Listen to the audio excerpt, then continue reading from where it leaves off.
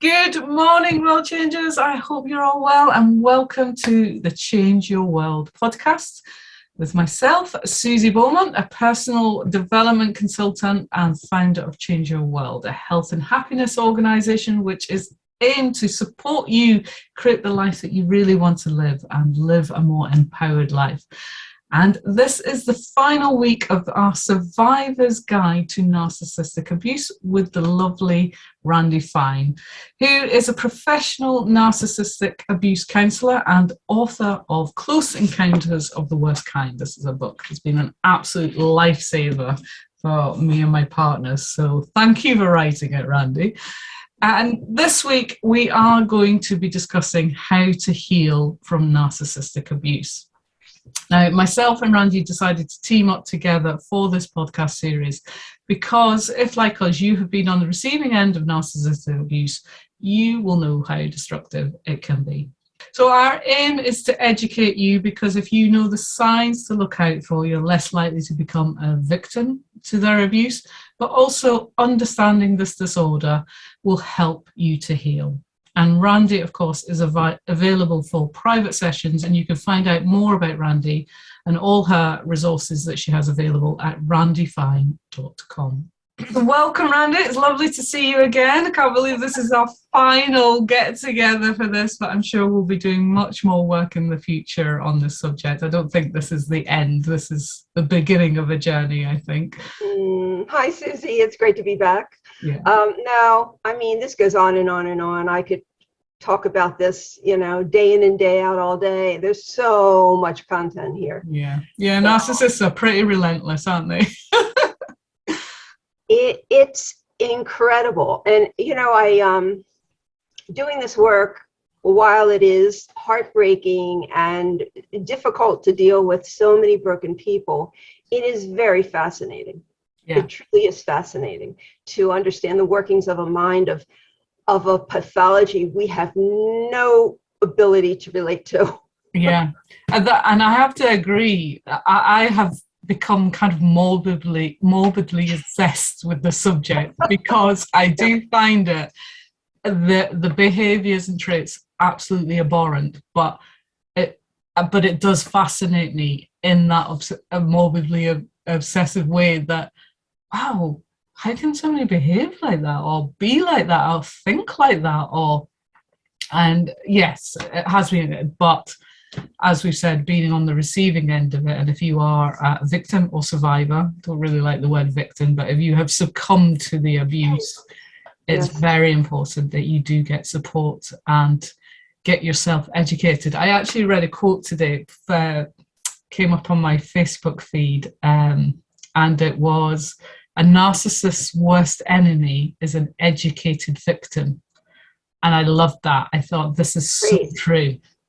So this is purely what this podcast series is all about, is absolutely to educate people to hopefully prevent them becoming victims in the first place, but certainly to get out of the situation and fully heal and recover. So I just wanted to mention, I'm actually working on a self-proclaimed narcissist. I'm trying to get him onto my podcast to interview him because a friend of mine over the course of 3 days has interviewed him for 7 hours. And what she found out was bone chilling. And finally, after the 7th hour, she texted me and she said, "Randi, I can't even eat. I'm so upset with what I've heard." So I'm like, get him on my show. Wow. So people can actually hear this for themselves. But, of course, he's going to play the game of I'll see, and, it's got to be in his control. But I will let you know because that will be super powerful.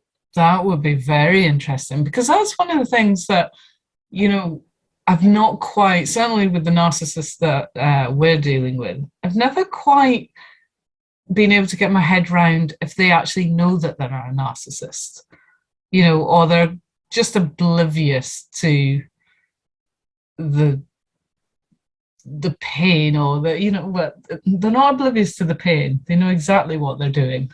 They're very minute, but I'm like, what is going on in their dialogue in their head You know, that's what I still struggle with. I just don't Yeah, know. I mean, I don't know that they've all labeled themselves that way, but they know that they are different than we are, and they know what their agenda is. And there's nothing,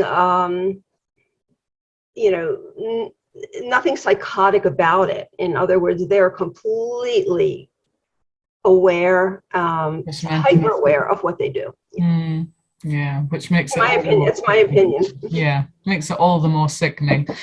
So, but today is about the people that have been on the receiving end of this abuse and how to heal from it. So I think the first thing I want to start with, before we look at the techniques to help you to heal, is what will be some of the symptoms that somebody has been on the receiving end? What can we see? You know, are we talking post-traumatic stress disorder? Anxiety, stress, depression? What kind of things will we see in somebody? And, to help maybe friends and family and loved ones identify it in somebody if they're not seeing it in themselves. I'm actually, just so I can get all the information, I'm actually going to my book, to the area about narcissistic victim syndrome, because. So is there an actually recognized syndrome of this abuse? Among people such as myself and other people who do this work, yes. Yes. As far as the DSM-5 goes, as far as the American Psychological Association goes, or any of these associations, no, it is not recognized, which is really where the problem lies, because if you go to a mental health professional and you are presenting with the issues that you're having, what they're going to do is recognize the symptoms but not the syndrome. So in other words, they will recognize that you have extreme anxiety. They will recognize that you're depressed. They will recognize that you are confused. But putting it together is where the problem lies. They don't. And so they will never get to the core of the issue. They will work on I call it from the top down, because they're just dealing with the symptoms. In order to heal from narcissistic abuse, you've got to go to the core, right to the core. That's the same with anything, isn't it? If you want to heal from it, you've got to get to the core of where it started. Absolutely. And why it started, and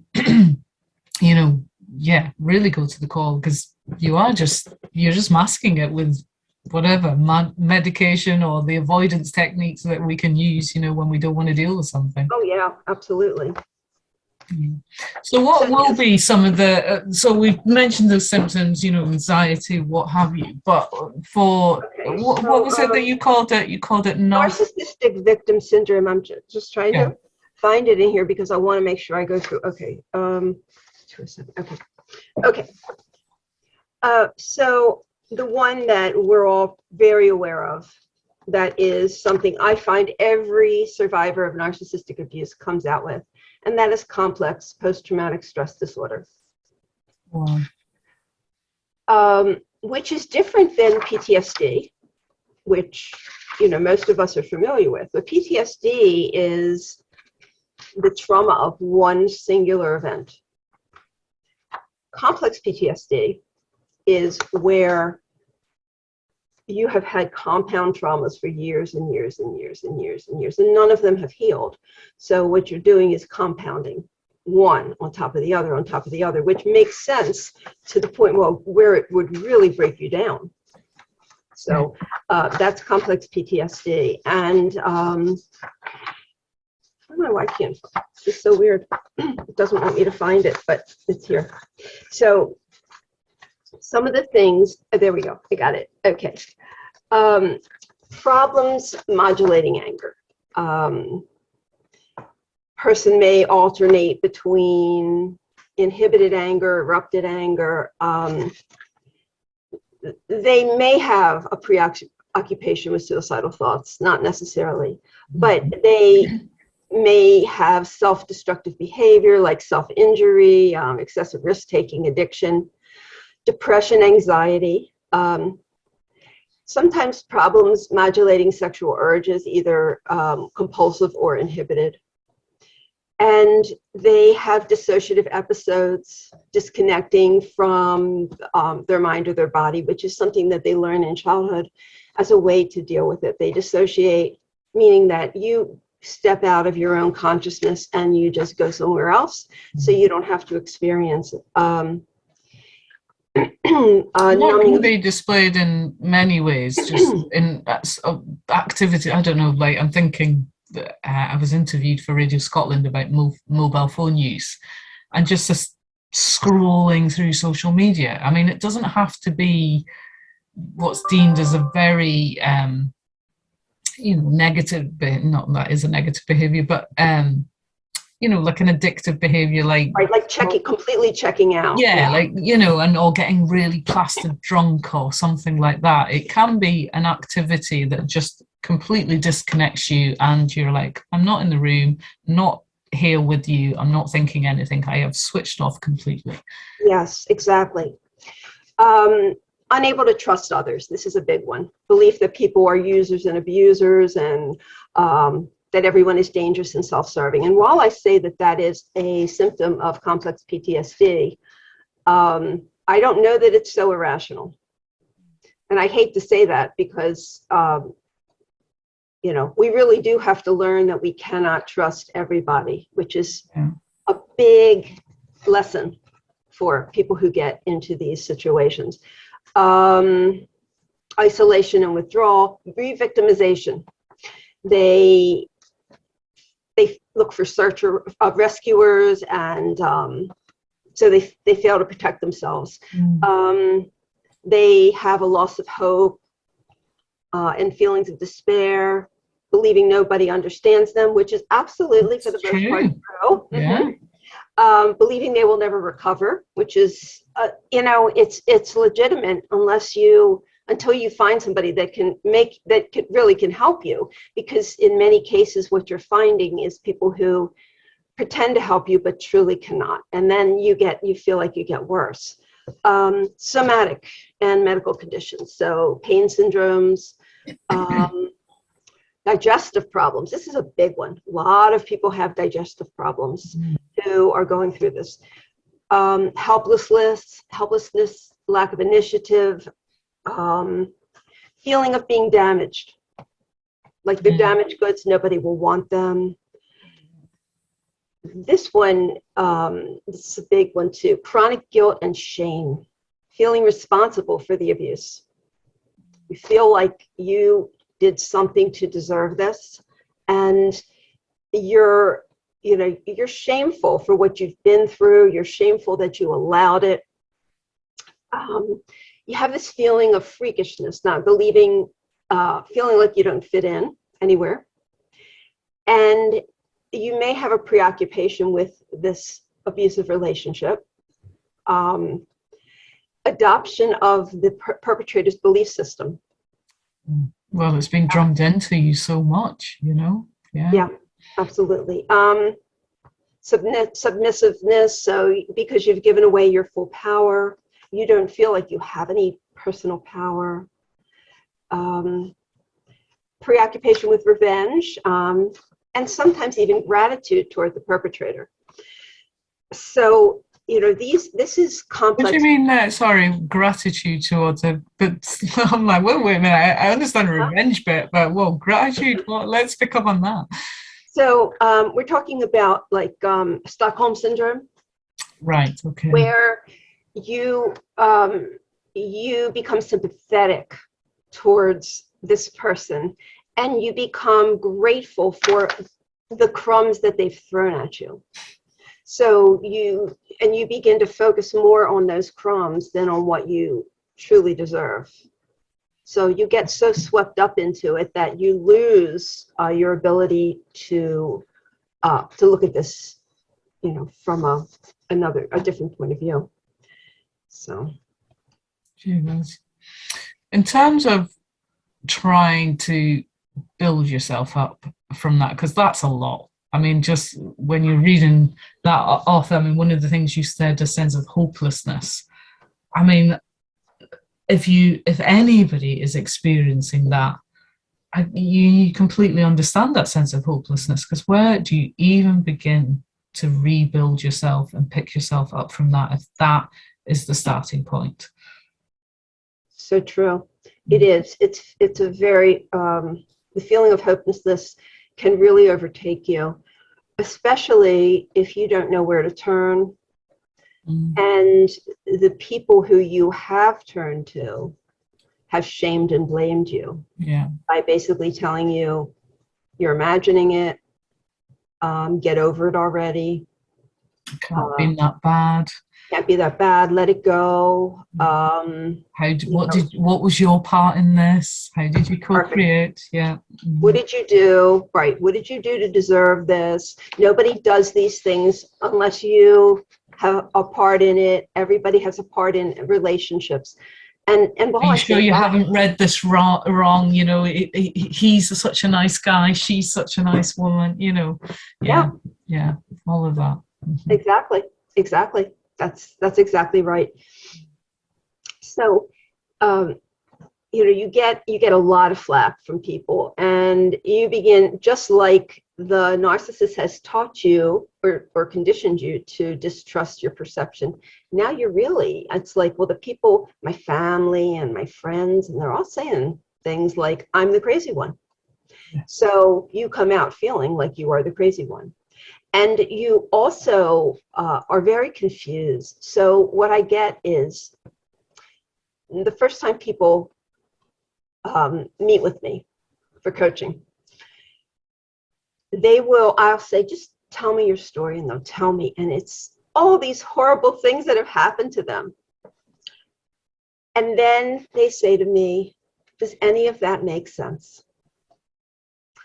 And it's because they hear it and then they go, I don't even know if that makes sense. Yeah. And I tell them it makes perfect sense, and then I'm following them. I completely get what they're saying.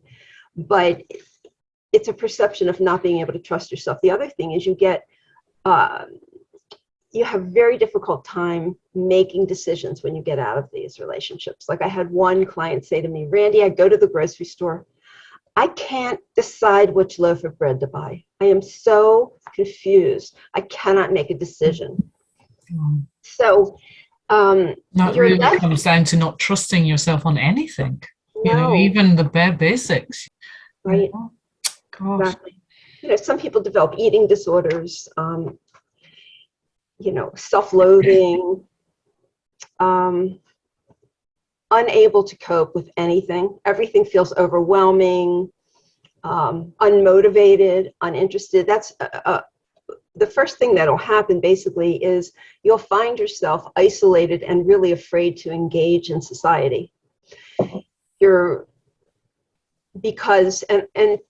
I don't think that it's a bad thing per se, because I think that it's really where you feel safe.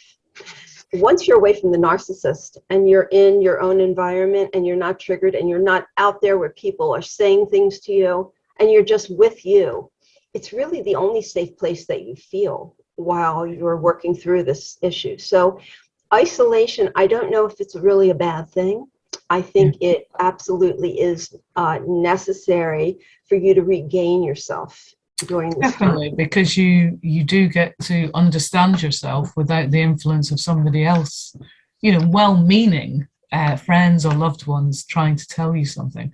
I think at this point it's worth pointing out that, you've highlighted, is that worst case scenario? I suppose it could get worse, but some extremes there. But an individual won't experience all of that. So I don't want anybody listening to this thinking, oh, well, I have some of that, but not all of that, so I'm not really traumatized. Okay. The trauma is relevant to, and, it's depending on how long you've suffered the abuse for. You might have got out before it really took a hold, but it's had some lasting effect. It's left its scars. And it's being aware of what those scars are for you personally, I suppose. Right. What's typical is what I call magical thinking or Pollyannaism. And I want to read some typical rationales because I think people will really relate to this. These are the rationales of a magical thinker. there must be good in him. No one is all bad.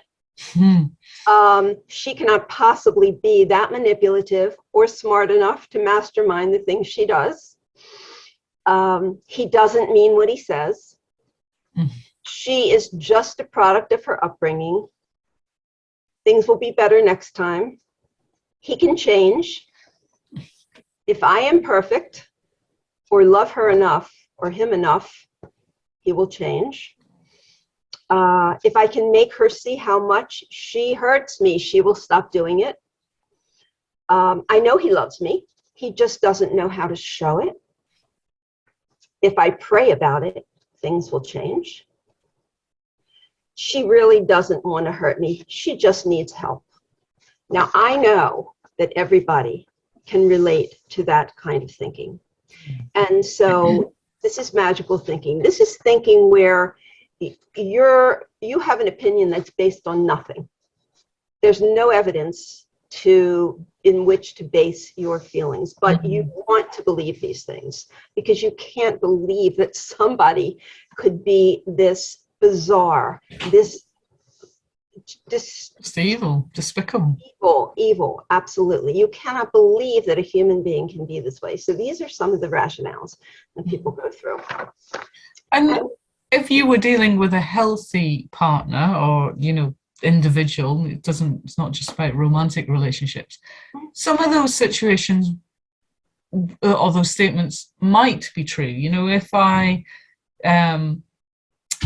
if I love them more, but the thing is, it's about, okay, you take your part in changing, or if it's in a positive, empowering way. But if the other person isn't meeting you and never meets you, never changes, never adapts, never alters their faulty behavior or their negative, coercive, controlling behavior, then that really is a sign that you're dealing with a narcissist, because the expectation is always you'll change and not them. They are perfect. There's nothing wrong with them. They don't need to look inward. They don't need to alter. So, if you were dealing with a healthy relationship, you'd be getting a very different response with maybe some of those statements. But all of those statements really do take all the ownership, don't they? Completely. Yeah. And what you'll notice in what you may call a relationship with a narcissist, which I call a emotional hostage situation. There's never a relationship with a narcissist. You will find, if you really want to look at it, that you're holding up the entire thing. There is no participation or dedication on the other side. It's completely you. And if you stop doing what you're doing, the whole thing falls apart, and you know that. So you keep doing what you're doing. Yeah. But until you stop or you step back and look at it, it's very hard to see that the other person really is doing nothing except almost sabotaging and working against you. Yeah. And that's a key point, is that they're always working against you, not with you, not in collaboration, always against you, with the aim to break you down and control and manipulate you. You said that thing, you said about isolation not being a bad thing. Yeah. And so, this rebuilding yourself can take time and will take time. So going forward, when an individual needs to build themselves back up and work on themselves, what are some of the measures that they can do? I mean, I'm thinking initially about practical measures, because I'm thinking you touched on environment, and there's all that famous expression, you can't heal in the environment that made you sick in the first place. Yes. So it really is, the first, on a practical sense, is how can you eliminate any influence from that environment? So what kind of things should we be thinking about doing? Okay. So you want to make sure that you don't have anything around you that reminds you of that person. And, even gifts that they bought, it could be expensive gifts. Like I had somebody say, well, but he bought me a whole computer system, but every time I get on it, I'm triggered. But it's not worth it. It's not worth it. Get rid of it. Pictures. You have got to put the pictures away. either get rid of them, or if you cannot bring yourself to destroy them, put them somewhere where they're not going to pop up in front of you. So, sometimes like Facebook will have, annual pictures or something. Oh, the memories that pop up, yeah. And they pop up. You've got to be very careful to make sure you clear all that, because the minute it pops up, you are triggered. And that's best pointing out about social media. Absolutely. Block contact with anybody that's connected with a narcissist so that you don't hear what they're up to. And that's quite hard in the beginning, because there is a sense of you just want to keep tabs. You want to know, even though it triggers the hell out of you, you just, there's something, and we've all done it, when we've been rejected and, a relationship is broken down, and it's like, what do you mean they're with somebody new, or, Right. Yeah. Oh, absolutely. It's human nature to want to be curious, but you'll find that every time you do that, you're going to feel worse. Yeah. It's not going to make you feel better, and you're not going to get any answers, no satisfaction. So after a while, you have to realize, pay attention, that every time you do this, you're just keeping yourself in this depressive, hopeless feeling, mindset. Depression and anxiety, I think, are the biggest ones. But one of the things that we really have to work through, this probably is the hardest thing to do, is cognitive dissonance. And cognitive dissonance means confusion of thoughts or conflict of thoughts. So you're programmed, or you've been in this relationship and they've indoctrinated you with a certain way of thinking for a period of time. The longer you're with them, obviously, the more indoctrinated you are. But it doesn't take very long for that to happen. When you try to think a different way, you're going to find it very difficult. So you may read a lot of things, listen to a lot of things on how to change your thinking. And what you may find is that you may be able to hold that together for maybe a day, and then all the old ways of thinking come slipping back in. Yeah. Because your brain, the neurotransmitters in your brain, have created these roadways. And it's very natural for you to think this way. So after somebody comes to me for the first time, I can usually get them to a place where they go, wow, I really get it, And I say, listen, I need to see you at least in a week, because you're going to hold on to maybe what I say for maybe 2 to 3 days. And then all the old feelings are going to come back in. And I need to be able to get to you before you get too far out, and work with you every week so that we can get you ahead of the game, because I know you're going to go backwards after we talk every time. And this applies to all kind of coaching, actually, because I see it with my members of Change Your World Every Day, and my clients, that they have that massive light bulb moment, and you go, oh, I've got it, I've nailed it, and then fall back to default within. It doesn't hold. Yeah. Yes, it doesn't hold. Not unless there's reinforcement there. Exactly, right. And so cognitive dissonance is when our minds cannot handle conflicting thoughts at the same time. So you can't think he's bad and he's good at the same time. You can't. Your mind won't let you do that. So usually what you'll do is default to what you've been telling yourself all along, or what you've been programmed to believe. That's where you're going to default to. And healing from this is about paying attention to what you're saying to yourself, analyzing it, and not just accepting it at face value, saying, well, wait a minute, I'm thinking this thought, but what is this based on? Is this true? Does it have any rationale? Is it related to my current experience? And so I'm going to just sort of put that in the back and begin to think a different way. It's much easier said than done. It's very difficult to do. No, absolutely. I mean, even when I started being life coach myself many, many years ago, the first thing that I was, encouraged to do was become aware of my thoughts. And I started paying attention and thinking, why am I thinking that? What is that serving me? And then I was thinking, wow, this has been running on automatic, completely unaware. And 5% of our thoughts are conscious and 95% are unconscious. So that's only the stuff you're aware of.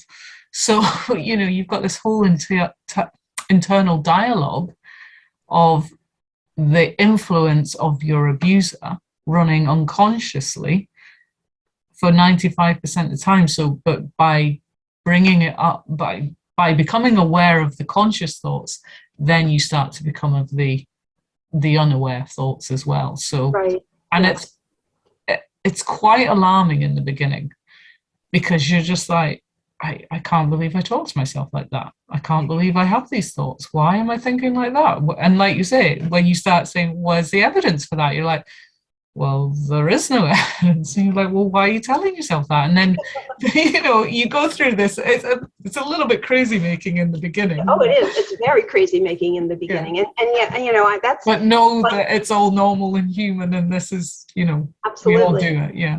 Yeah. I mean, it's one of the first things that I do with people when I'm trying to shift their thinking is I'll say, in the next week, I want you to think about, just pay attention to your thoughts, write them down. See how many times you are criticizing yourself in the course of a day. You won't believe what you say to yourself. Yeah. And as long as you're going to say those things to yourself, you are not going to heal. You're stuck, because healing from narcissistic abuse is entirely based on self-love.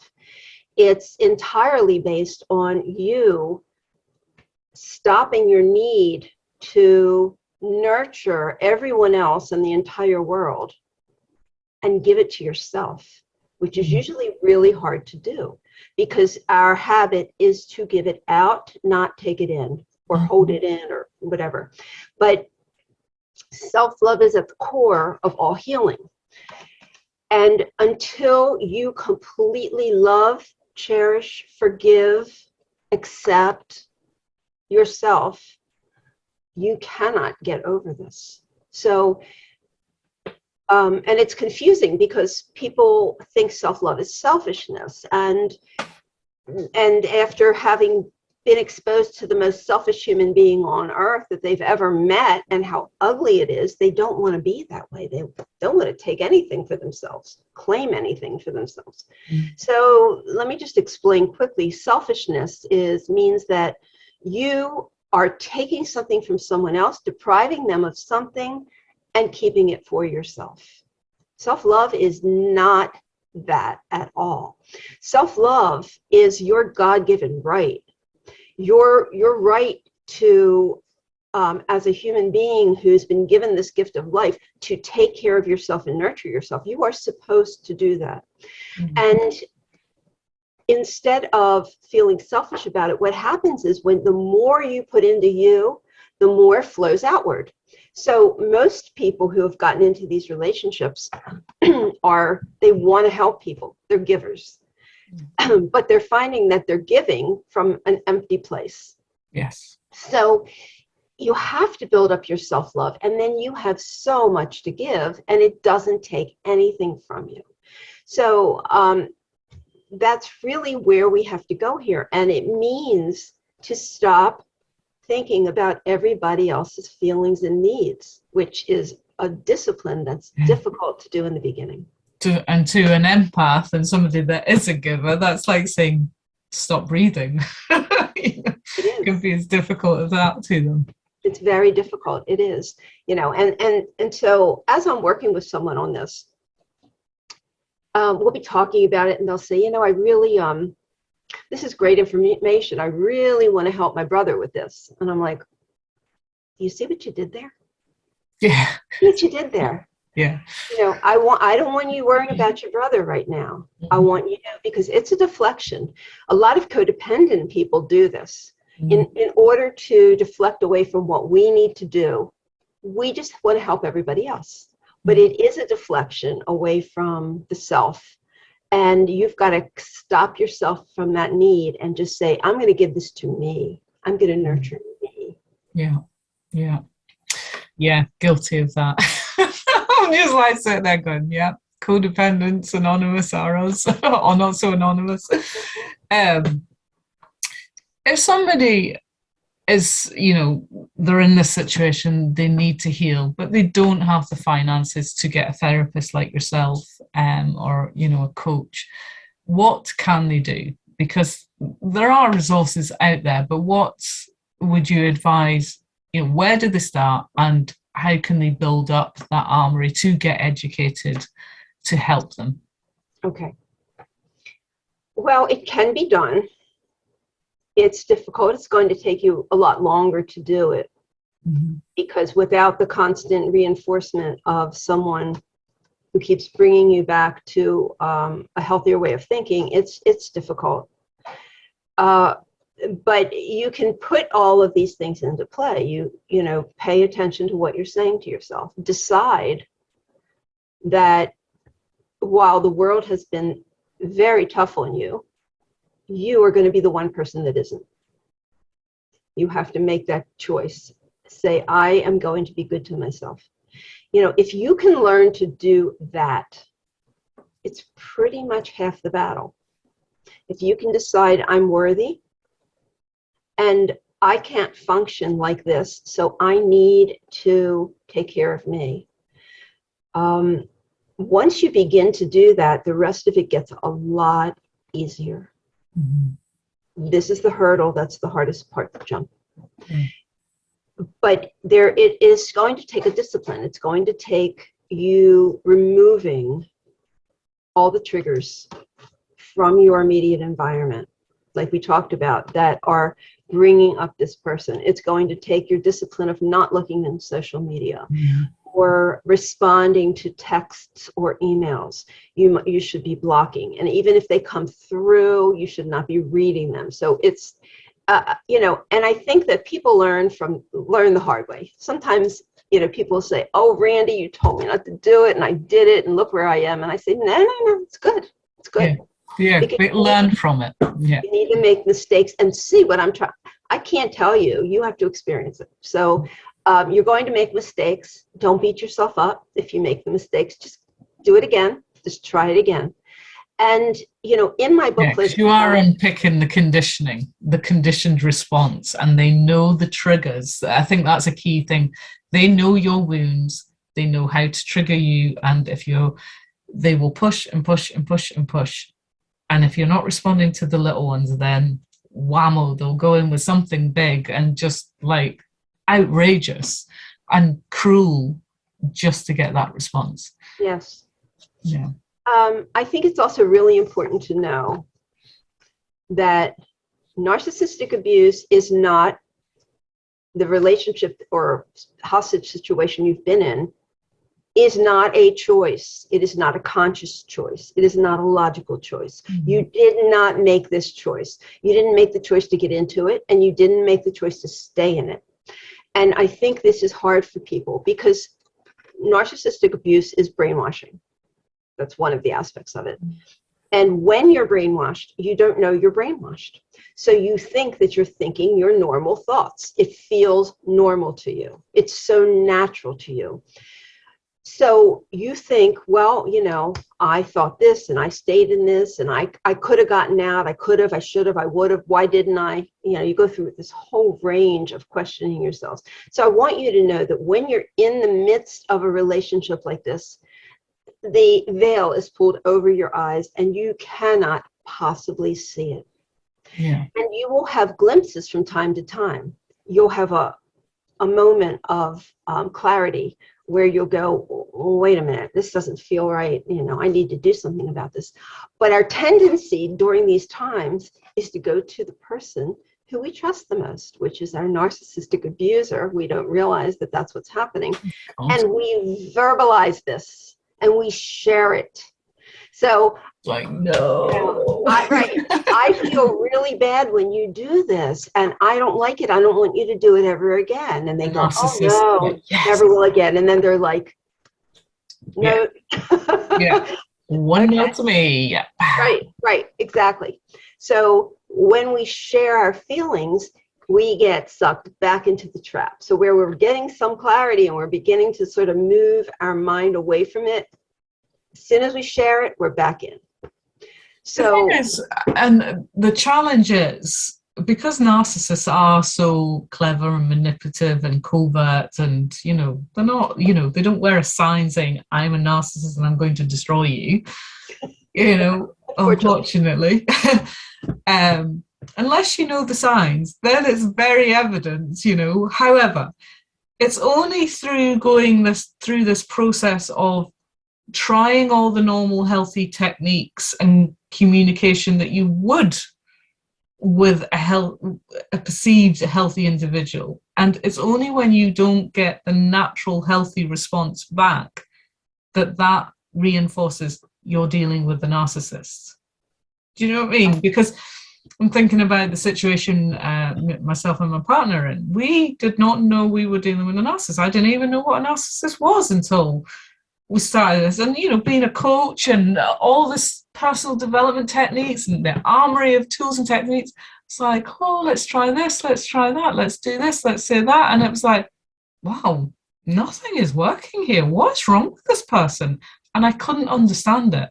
And it was only then through speaking to sort of psychotherapists, and they were like, sounds like you're dealing with somebody with a personality disorder. And I started reading up about it. And when I started reading up about it, I was like, oh, mind blown, because it was just like, that's exactly what they do. It's like this book is written about this person, and it blew my mind. And that's what I said, right at the beginning about getting educated. And if there's a slight inkling, if you're in any kind of toxic relationship or just an unbalanced relationship where you're like, this isn't on an equal footing here, there's more. That's right. It's just not right. Then just read up about narcissism, because that's what you might be dealing with. It might be completely something different. But if you find yourself addressing the issues and it not being met with a healthy, rational response, and to be fair, we can all be human and we can react badly in the beginning to somebody coming and saying, I don't like it when you do this. But if they come back and say, actually, gosh, I've thought about that, that's a sign of a healthy, when you've calmed down. Right. And I wanted to bring up the word love, because this is tricky. Narcissists use lingo that sound authentic, but truly is not. So you need to listen to what's being said to you. If you're being told how much they love you and want you, and yet there's no evidence of that in their behavior, they're not showing you loving behavior, then these are just words. Okay, so it's really the actions that you need to look for in the person, not what they're telling you. And narcissists train us to quiet our intuition and to only listen to what they say. So we have these moments of clarity that come up. We have them. They're intuitive. Yeah. But narcissists basically train us, don't listen to yourself. You're wrong. You can't trust yourself. Right. On that note, though, there are narcissists that will do these real grand gestures, at the moment where they sense that you might be losing, it might be an expensive gift, a lovely weekend away, like a really romantic gesture. You just think, oh, they do love me, their actions, they are, but it will be, it's the daily stuff, isn't it? It's a tactic. So that's called intermittent reinforcement. All narcissists use it. And it's supposed to trick your mind. So while you are beginning to catch on and you see that this person is abusive, all of a sudden they do this good, bad behavior. They switch it up. And then you don't want to see that they're bad. You don't want the relationship to end. You're invested in the relationship. So the minute they show you who you want them to be, you give up on all the other resistance and you go, I'm seeing things wrong. Mm-hmm. They really are a good person. I'm really looking at this the wrong way. You distrust yourself. That's what you want to believe as well. Yeah. But understand, it's a tactic used by all narcissists. And if you step back and watch the behavior of your narcissist, you'll see that every time you pull away, they'll get very nice. First, they'll ramp it up to try to suck you back in. But if you don't react to that, they get very nice. And they do things and they give you things and they become the perfect partner all of a sudden. It won't last, though. No, absolutely. And that is the confusing, crazy making world of living or being with a narcissist. What about, I mean, we've talked about, well, we've touched on, going no contact, stripping your environment of anything that reminds you of the narcissist. But there are situations where you can't do that because the narcissist may be a family member. They might be an aunt, an uncle, a brother or sister, so there's family gatherings. It might be the narcissist is your ex-partner, and you've got children together. So you can't do that no contact thing. So what can you do in those situations? Well, you could actually do no contact, but it might mean sacrificing, not when there's children, but when you're you have to sacrifice other relationships. Right. Yeah. Well, the first thing I say is you need to heal. And you can't heal while you're in the midst of these relationships. So you need to give yourself a space of time, a bubble. People don't like to think that they've got to do this for a year. So I say, well, you decide if you want to do 2 weeks, 3 weeks, a month, and just say, for this period of time, I'm going to leave everything outside of my bubble and just focus on me. You've got to take that time away from the trigger and do some healing and get yourself more clarity, more understanding, and really begin to work heavily on your self-love and taking care of you. You have to take care of you. And this is all part of it. Carving out the time for yourself in which to do that is loving behavior. It's saying, I need this. During this time, people often will say to me, well, my friends are saying to me, this is not good for you. You shouldn't isolate. You need to get out and do things. It's the opposite of what you want to do because this is your time. You need to go completely within. You need to work through all this stuff until you feel ready to rejoin your situation. In my opinion, I mean, we talked about limited contact before, and limited contact is, or gray rocking, which is not giving in, not reacting to the narcissist's antics. These are things that you can do short term. You cannot do them long term. And ultimately, what it comes down to is you have to make a decision. Them or me. Am I going to take care of me or am I going to sacrifice myself for them? And it should always be, I'm going to take care of me. You have to really, this is a very simple formula that you can use with pretty much anything in this healing is them or me. If you have children, this becomes very, very difficult. And it takes, I don't know that you can go through parental alienation without support from someone.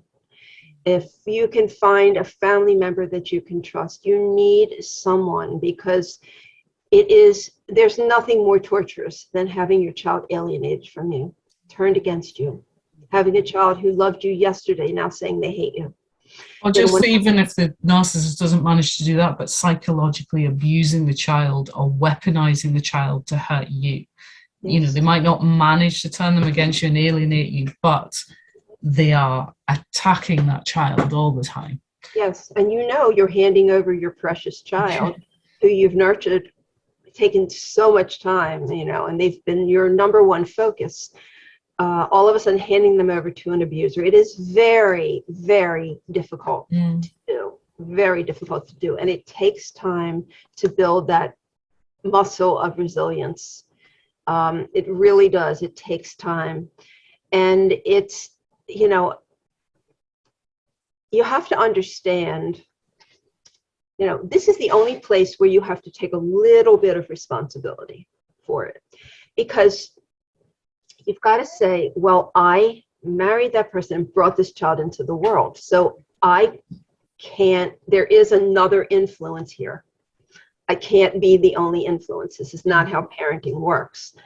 But you need to learn everything that you can, educate yourself about parental alienation, and understand what is going on in the child's mind. Because if you can do some damage control when they're with you, in the beginning, they're going to be seeing you. What you want to make sure is that those times that they're with you, you're saying and doing the right things so that you don't push them further and further to the alienating parent. So if this is starting to happen, get the facts straight. You have to behave a certain way. It's very specific. And unfortunately, you can't make mistakes, because you make mistakes. Every mistake you make pushes them further into that alienating parent's arms. So you must get educated on what this is, and learn it and learn it and learn it, and get somebody to support you and reinforce this. So this is the hardest thing to do, because you are tied to this person for a lifetime, to your narcissist for a lifetime. Yeah. And this person is constantly triggering you. Yeah. Which is not nice for anybody in that situation. And yeah, absolutely do get support and help, and get help from somebody that understands what parental alienation is, because again, that is another misconstrued idea of what it might be. So do get that support. And just, I know that all this costs money. Like, I often hear from people saying, I just don't have the money. But there are a lot of resources online, YouTube channels. You have your own YouTube channel. There's lots of narcissist experts. There's lots of parental alienation support groups. Speak to other parents. Get with community, so that if you can't afford a therapist, at least get with people that can support you, that understand what you're going through. So don't go alone in that. Exactly. And even if you can work with somebody for one time, it's one time, and have that person sort of give you the rundown of what's going on with your kids, the approach that you have to take, because the first thing that happens is you feel victimized. The parent feels victimized, and the parent feels betrayed by the child when the child is starting to change. And so it's important that you get out of that feeling of being victimized and become that warrior and that advocate for this child, because it's the child that's hurting. You can't afford to hurt now. When this happens, you can't afford to hurt. It's the child you have to worry about, or the children you have to worry about. So it's a matter of flipping that mindset around to the point where you have a stronger way of facing this. So sometimes just one. Yeah, and it's also usually, emotions are, they are drivers. They drive us to do all kinds of things, positive and negative behavior. So if you do have a lot of anger and sadness and, all these really destructive kind of emotions, use them and channel that to become the warrior. You say, okay, I'm feeling this pain, but rather than project it and spew it all over my child, let me use that emotion and that anger to drive me to fight to protect this child. Because again, you're saying about being the codependent, always helping everybody else, but that is one positive way that you can channel some of that emotion, because in that healing for your child, there'll be healing in for yourself as well. Because there's a really great resource for parental alienation that I want everybody who's going through this to watch. It's called Erasing Family. It's a documentary on YouTube, which is directed by Ginger Gentile. And it is a very positive take on it, because what you see the children as adults, and they tell you what they've been through, what they wish they got from you, how they saw everything really when they were telling you something very different. And there's a lot of positive outcome. So it's important to keep your hope. It's important to understand that there are ways to do this. And it's not a dead-end situation. It's not like you lose your kids. So there may be a period of time, a lapse, but you need support to keep up that hope, because sometimes it can go on for a little while and then they will come back to you. Yeah. If you handle it right. If you handle it wrong, you can push them away forever. Yeah, that is the key thing, because, the narcissist will use the child to gaslight the parent, to, reinforce the criticism, all the things, that whatever voice the narcissist had, you will hear those words coming out of the child's mouth, and you're just like, and that's re-triggering, it's reinforcing and just doing all the damage. So yes, you absolutely. And humor is very important. Mm-hmm. You've got to find a way to, in the beginning, it's not going, I'm not saying it's a funny situation, because it's not. There's probably no more devastating thing that can happen. Mm-hmm. But you've got to really begin to see the narcissist's antics as ridiculous, as pathetic, rather than feeling victimized by them and saying they have the power over me, they have the power over the children. You've got to understand they are really pathetic. Anybody who would do this to a child is pathetic. And regain, flip the power, the control back to yourself, instead of feeling like they're taking it from you, that they have all this control. You've got to take it back and realize they are just ridiculous, pathetic. Anybody that does this to a child. Yeah. No. So, absolutely. And gain your power back. Mm-hmm. Yeah, one of the things I think you said in a previous podcast, or it might have been to me privately, I can't remember now, but you said, so having a nickname for your narcissist. Ours is called Amber now, after the Amber Heard and Johnny Depp case. Oh. So that's a good one. So, right, because we carry with us these images of people and titles and things like that. It's especially true where you have a mother who is a narcissist, because the mother, the idea of mother is something we can't get out of our heads. A mother loves their children.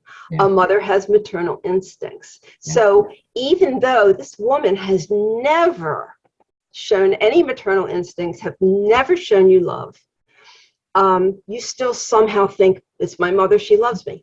So this is particularly good time to do that, is to, instead of saying my mom, my mother, mom, whatever it is, you give them a name and only use that. Never say my mother, just say the snake, the spider, the life sucker. I had somebody use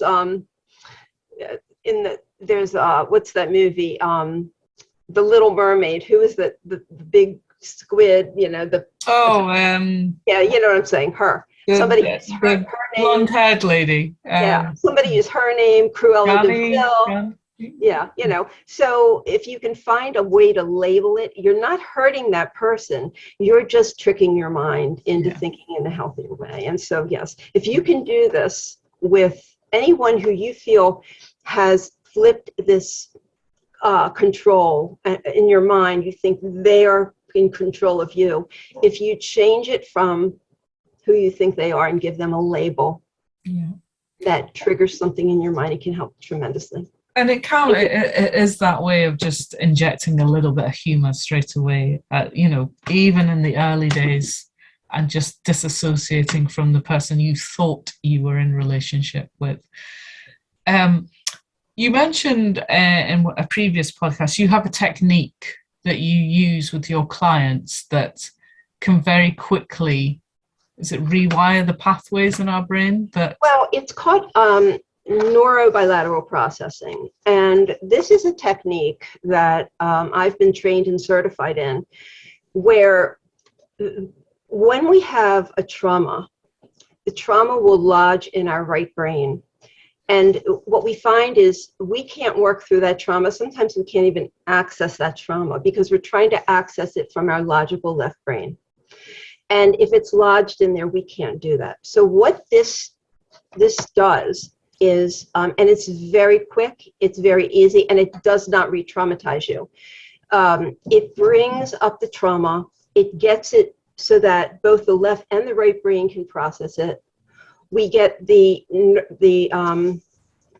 your neurological system to weaken the effect of the memory, and then it goes away. So you can remember what happened without any of the emotional charge or any of the pull that it's had on you. It goes away, and this happens in one session. So we work on one memory at a time. And the process is so simple. People think, when they hear this name, they think I'm going to do something voodoo to them. But voodoo. Yeah. It's absolutely, if you experience, you'll be like, oh, I don't even think you did anything, Randi. That's how easy it is. But it's profound, and I can help you get these. A lot of people have flashbacks. A lot of people have memories that they cannot get out of their head, and they're ruminating over these things. I can help you with that one memory. I can help you with that within an hour, and get you to not have that emotional charge. So that's really, really important to know. And releasing that actually stops you being triggered when the narcissist comes back in and starts hoovering, or you see photographs or whatever is said or done. Mm-hmm. That stops you reacting in that way. So it does, and it's a cumulative thing, because if we work on one at a time, but each one's not like that one is going to make everything go away. But with each one that you do, you get better and better and better and better and better, and then eventually you're not suffering anymore. Yeah. But this works. I mean, this is for PTSD. This works for combat veterans. It works for the very deepest kind of traumatic mm-hmm. issues. So, anything, child abuse, anything. It works for all of those things. Anything that's keeping you stuck with that, whatever image it might be, mm-hmm. Or memory. One of the when we talked there about isolation and friends saying, come on, this is not good for you, you need to get out. One of the other thing well-meaning friends, family, loved ones will do is say, oh, come on, just you need to meet somebody else, get out there, get back on the dating scene. Best way to get over a man is get under another one. Very, these right. kind of sayings. Right. But really, the individual needs to take time. They really shouldn't be jumping into another relationship, because there is a temptation when you've been so dependent on somebody. Apologies if you can hear that. Can you hear that? No. I've got somebody cutting grass right outside. It always happens to me too. Yeah. So there's maybe the need there. You're feeling you want to get back into a relationship. You're not comfortable with being on your own. You want somebody to take care of you. All these kind of. What's your thoughts on that? Okay. Yeah. What should we be doing? On that. If you feel like you need somebody right away, then that's exactly what you don't need. This is a time, you need to take this time and heal yourself, because if you don't fully recover from what you've been through, and understand you're coming out of a war. This is a war. It is horrendous. You cannot even imagine the depths to what has been done to you. So you must heal from these situations completely, or you will repeat it over and over and over again. Even when your conscious mind is looking out for it, you will do it again. So do not get into another relationship until you really have fully healed to the point where this doesn't trigger you anymore, it doesn't bother you anymore. And don't substitute, just because you're lonely. Lonely's good for a while. You must learn to do that. Often, people who come out of these relationships, in many cases, they've never felt their feelings before. So what they've done is they've stuck them behind walls, they've stuffed them, they've ignored them, they've just kept busy. And so they've never felt a feeling before. And then this happens, and this barrage of emotions comes over them, and it's unbearable. They don't know what to do with it. The only way to heal from this abuse is through the pain. You must go through the pain, and sometimes it can be excruciating. But if you allow it, you will go through it faster than if you resist it, fear it. You know, people say, oh, I can't, I'm never going to get better. When you have those thoughts, you are going to prolong it. So the best thing to do is whatever you're feeling, feel it, allow it. Be kind to yourself and say, I may not get out of bed for 3 days. I may need to take a couple days off of work. I have to indulge myself. If you allow it, you will move through it a lot faster than if you say, I can't do this, and I don't want to do this, and I need to numb these feelings. You don't want to do that. You don't want to use any substances to numb those feelings. You need to feel those feelings. Yeah, feel it to heal it. Absolutely. It's the more we resist it, we just bury it down until eventually it erupts in some kind of outburst that's never empowering. No. And often it may not even erupt into a verbal outburst. What will your body will erupt in unhealthy ways. So or physical ailments and conditions we start developing them. Yeah, like autoimmune disorders are very common among people who have gone through narcissistic abuse. Yeah. And if you are having an autoimmune disorder, it's a wake-up call, because that is a pathway. That's a gateway to something more serious, and you want to make sure that you don't let that happen. I mean, any aches, pains, or anything, any physical symptom is a wake-up call. It's your body saying something you are doing is not serving you. I mean, whether it's a narcissistic relationship or it's stress at work or whatever, it's saying something needs to change. And we ignore, our bodies speak to us all the time, and we ignore it. Yes. I mean, I do think it's really important what you're saying there, because if you've come out of a narcissistic relationship, you have completely lost yourself, lost sight of who you are. So you have to spend that time really discovering who you are and learning to love yourself. And once you can get over the feeling of being lonely and not being lonely, then that's when you're in the exact good foundation to be in a relationship, because you're not going to create a codependent relationship again. It's going to be an interdependent relationship. So yes, good. Thank you. That's a perfect way to say it. Yeah, thank you. Well, is there anything I've not asked you that I need to ask you around healing for narcissism? There's one other thing that you can do.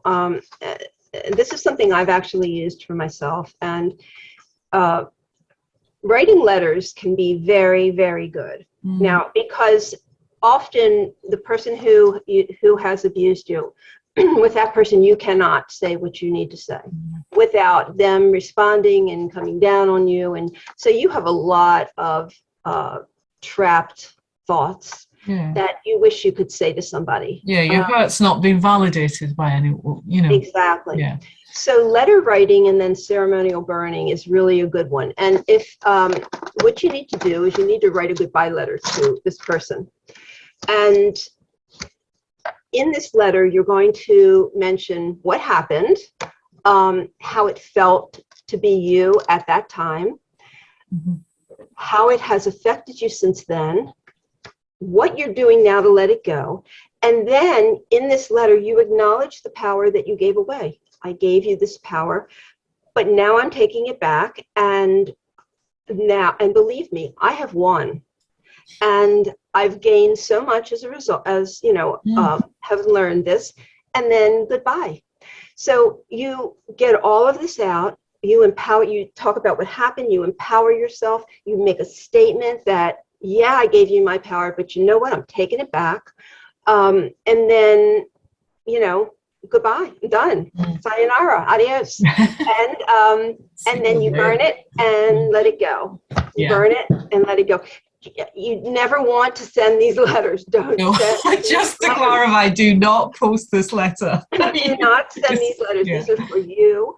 But it helps your subconscious to be able to validate, what you've been through and to gain your power back.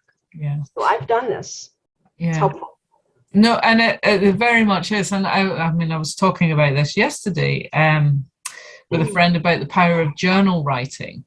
And just to even, if you're struggling to kind of articulate what's going on, or, if you have an unanswered question, write that title, the question in your journal, and just let things pour out. And it's amazing the insight that comes out when you do that exercise. And it is just allowing that time and just writing it all out, getting cathartic. You never have to read it again. Sometimes it's helpful, sometimes it's not. Sometimes it's just a exercise just to get it out there and purge it all out and get rid of it. So writing is really cathartic. I mean, even if you have this idea, you want to write a book and tell your story. Don't worry about if you're going to publish it. Don't worry about how well you write. Just start writing your story. Write it down. It's extremely cathartic. So journaling, writing, letter sending, anything where you can get this out of you and onto paper somewhere is very healthy. And that thing is you said about reclaiming your power, and one thing, so one of the books I've read, not about narcissism, but it's by Rabbi Steve Leder, and amazing book. It's called More Beautiful Than Before, How Suffering Transforms Us. And I think that's a lovely point to end on. Just because you've gone through this, you can and will come out more beautiful than before, because you've come out equipped with new skills. And, if you're prepared to lean into it, really go through the pain, the suffering, and really sort of look at what you've learned, what you've taken away from it, then, there's a real gift there. I mean, it's a horrible experience and suffering is not nice, but don't come out. His message is, we all suffer at some point in our life. The key is not to come out empty-handed. Oh, that's great. Yeah, I've never forgotten that message. So, any times of sort of challenge or adversity, I think, okay, what am I going to come out with here? What can I take from this? What is the gift? And that has given me resilience, to deal with. Yeah, resilience is one of the biggest things that happens. And if you look at anybody who does this work, healing, coaching, therapy, whatever, almost all of us have come through really hard times, and we're where we are because of it. So it's not necessarily a bad thing. It's hard to see that, but it's not necessarily a bad thing.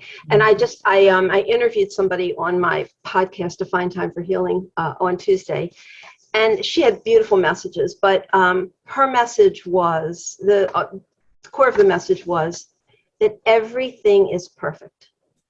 That even then when we think something is horrible and we can't understand how it happened, understand that everything is perfect that happens. It's all meant to happen for the greater good.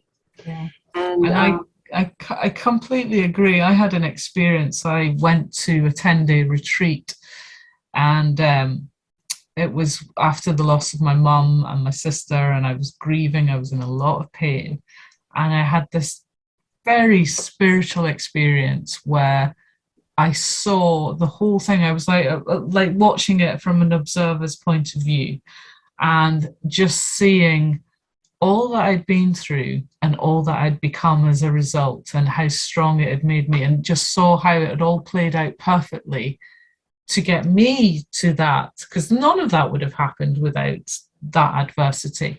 And I remember thinking, oh my gosh, I'm so grateful, thank you, like this is perfect. And then sort of questioning, going, how can I think this losing my mum and sister was perfect and be grateful for that? But I really did see the gift in it, and it really did take the pain away for me. Right. And this person, I mean, she she was very involved in the Parkland school shooting here in the United States, Wow. which is in my community, actually. It's not far from where I live. Yeah. And it's been several years, but she still works with those families and everything like that to give them a different perspective. But she says, even in those situations, it's really hard to see it, but it's all, these people sacrifice for the greater good of all of us. And it's all perfect. It's hard to say, but my podcast, if you go on my website, randifine.com, you can go to podcasts and then you can listen. It's the last one I did. There's some pretty great ones on there. So definitely tune in. I know that's getting us into a whole different realm of spirituality and school contracts and what have you. So, but yeah, that's a whole other series. It's a whole other thing. Right. I just wanted to say it because I want, you were saying how, there's a silver lining and it's hard to see it. Yeah. But there truly is. And you do come out much better. Yeah, no, absolutely. So, if you are listening to this and feeling quite hopeless and damaged and frustrated and like you're not going to get there, please keep the faith. You will absolutely get there. And of course, there's always Randi and myself. We're here to help and guide you. Change Your World has a whole database of coaches and therapists that we can put you in touch with on any subject. And obviously, Randi has all her resources, her therapy, and her amazing book, Close Encounters of the Worst Kind. So do get yourself a copy of that.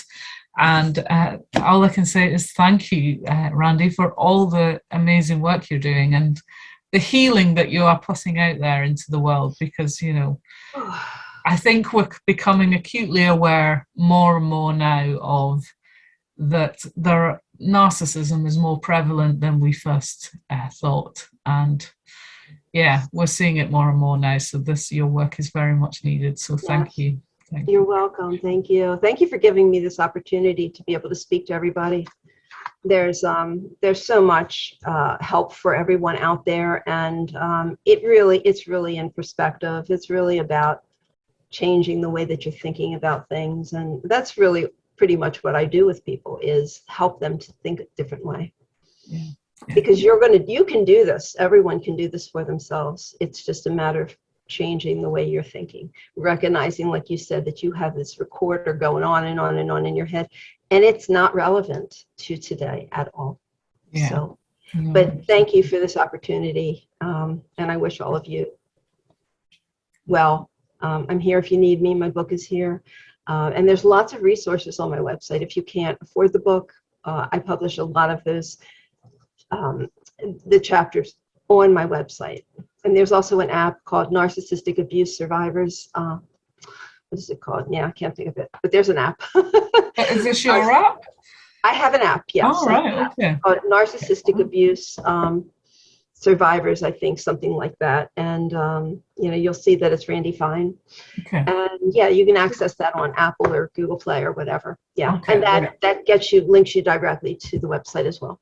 Brilliant. Well, we'll put all these resources on in the links and the text with that on YouTube. So, but thank you again, Randi. Thank you. Absolute pleasure. Keep up the good work. Okay.